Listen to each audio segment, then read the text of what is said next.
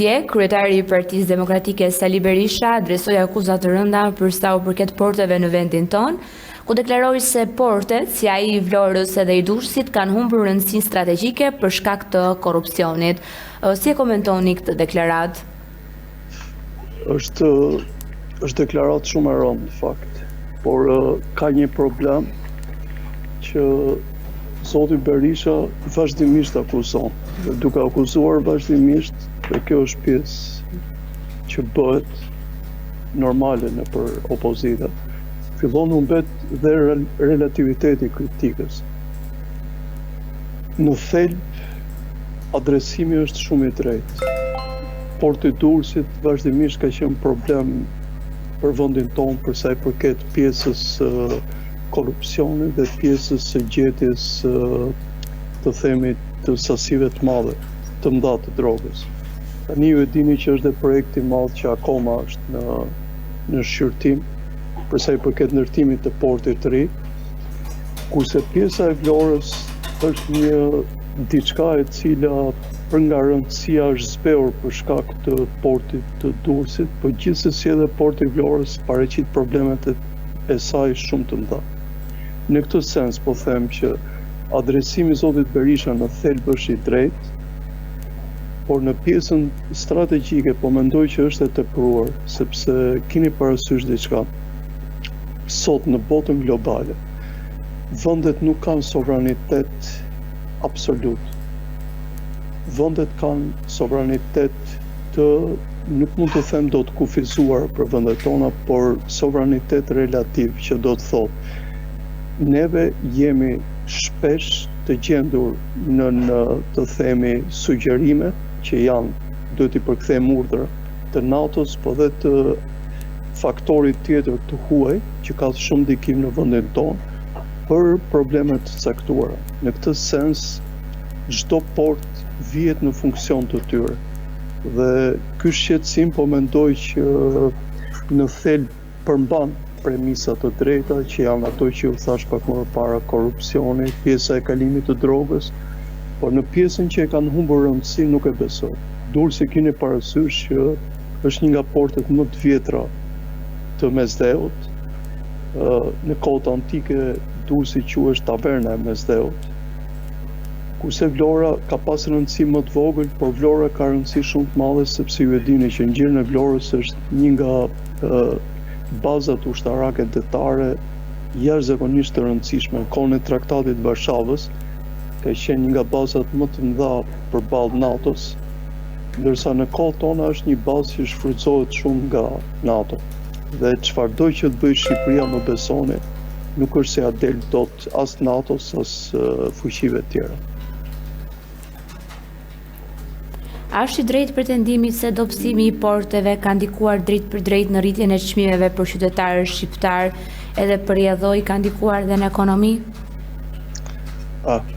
Kjo është pyetje në fakt që I takon një ekspert I ekonomie, por unë të paktën me kulturën e kufizuar që kam për këtë problem, mund t'ju them që në momentin që po flasim, adresimi duhet të jetë ndryshe. Që politika jo e mirë ekonomike e vendit ka krijuar këto probleme, sepse portet janë thjesht nukla komunikimi tregtar, ndërsa politika tregtare të vendit tonë lën shumë për të dëshiruar. E po ta shikoni me kujdes, neve importojmë jashtëzakonisht tashmë edhe të themi fruta xerzavate që dikur Shqipëria ka qenë një eksportuese e vlerësuar në botën perëndimore dhe kudo. Dhe ky është shqetësimi shumë I madh. Por patjetër që edhe problemet të themi të mbarvajtjes së porteve tona dhe të tjera kanë krijuar shqetësime për sa I përket këtij lloji furnizimi. Dhe mos harrojmë një faktor tjetër të madh. Sot Shqipëria është pjesë e një rjeti shumë të madh ndërkombëtar që shfrytëzon rrjetet e shfrytëzimeve, ose më falni, rrjetet e furnizimeve ndërkombëtare. Dhe ju e dini që rrjetet e furnizimeve ndërkombëtare janë qoftë ato të energjisë që bota po I vuan tash për shkak të luftës në Iran, por janë dhe ato të ushqimit. Për shembull, në vëmendjen tuaj duhet të them që Tani është koha për shembull kur Ukraina dhe Rusia fillojnë të eksportojnë grurin sepse janë nga prodhuesit kryesorë të grurit në kështu. Dhe po ta shikoni me kujdes tani fashitet dhe lufta atje, sepse bëhen të themi marrëveshje të vogla që të lejohet kjo lloj tregtie. Por lufta keni parasysh edhe këtu ka ndërhyrë. Dhe këto pikat e nxehta kanë shkaktuar problemet e tyre edhe në vendin tonë. Interesante është që vendi jonë dhe politika e zotit Rama, sepse ai është kryeminist për herë të katër, duhet të llogariste dhe duhet të llogarisi për sa kohë do jetë kryeministër i vendit çdo të papritur të tillë. Dhe kjo është zotësia e një qeverisje.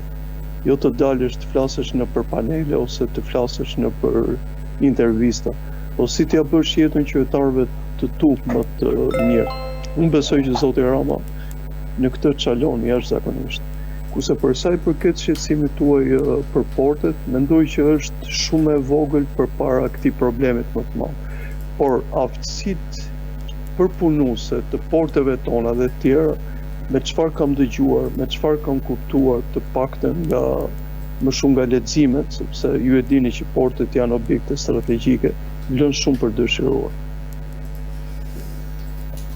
A mendoni se ekziston një strategji kombëtare për zhvillimin e porteve apo vendimet po merren në mënyrë të fragmentuar dhe afatshkurtër?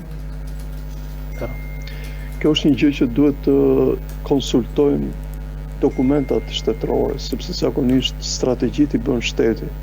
Patjetër që duhet të ketë strategji për portet, nuk e di se sa e përditësuar është ajo me zhvillimet e vendit, por patjetër kjo lloj strategjie duhet të jetë brenda strategjisë kombëtare të sigurisë. Dhe patjetër që është.